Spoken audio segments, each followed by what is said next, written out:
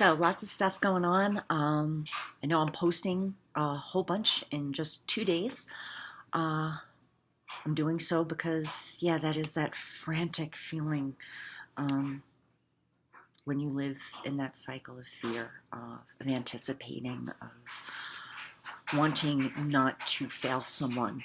Um, and as I review the videos, I am truly cognizant of my responsibility to anyone who is watching and still in their situation. That impetus of you need to do something. Yeah, you know that. You feel it. You feel it all the time. But the fright of what to do and how to do it. Um, an earlier video talked about that silence, that deafening silence, that heavy, haunting, awful silence. That was the fear.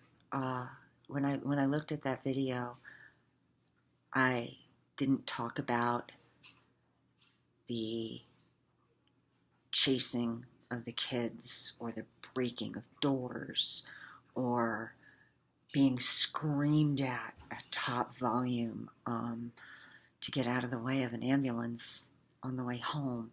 Just constant emotional abuse that wasn't silent. Not at all. Um, but the fear always causes you to minimize. To truly deal with everything is hard, and especially when you have brought it to the attention of others as a child, as an adolescent, even as an adult, and you're discounted by the, oh, she's dramatic. Oh, she's, let me see. There are so many labels put as I was growing up. She's boy crazy. She's dramatic. Oh, poor Beth. Why is everybody always picking on me? All of these things, language that was weaponized and used against me in order to diminish my understanding of the situation, and that I did have a grasp of reality. Now to know, because I went to counseling, because I spoke with professionals, because I started to research and empower myself and remember that knowledge is power, that I was able to finally be ready to look into how I could leave. I could not necessarily plan to leave. If I diverted funds, it would have been noticed. If I talked to friends, it was noticed. My phone was tracked.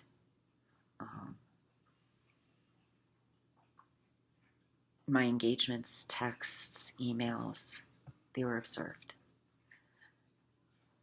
And when it was thrown on me,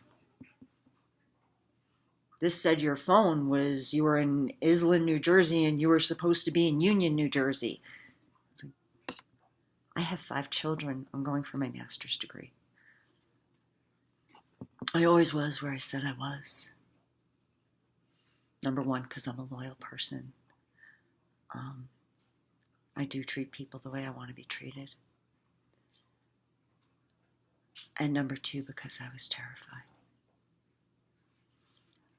I live an honest life because I like living an honest life. I don't have to doubt it. But you do doubt it if you're a victim. You constantly question everything you think, you say, you do. And you do the same with other people too. So when you're looking to get out, you are trying to make sure to do it in as safe a manner as possible, and I can't stress that enough. There is that valid fear for your life. It is valid. Don't let someone diminize your appreciation for your own circumstances. If you're afraid for your life, you should be. even more of an impetus to make a plan. I was very fortunate that we had gone to a counselor, and the counselor recognized right away what was happening. And she encouraged me to go down to TESSA, which is our local domestic violence shelter, and talk to them. I did. I went directly from the counselor's office to TESSA. And they gave me a list. They said, please follow this. And I took the list and I looked at it and I said, okay, I can do this. I can gather all of our vital documents, passports, birth certificates, bank account information, any vital documents I could, I did. And then I quietly told my children, we're leaving. Grab a bag, pack what you need to last a few days, maybe a couple weeks. I don't know where we're going. Don't know what we're doing. Please trust me.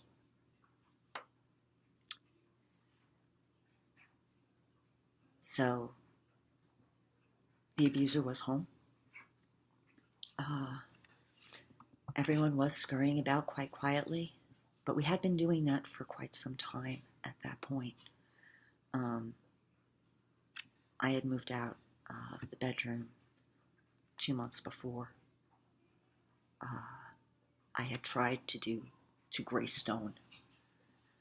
That means contact, speaking as very little as possible, no eye contact. I truly tried not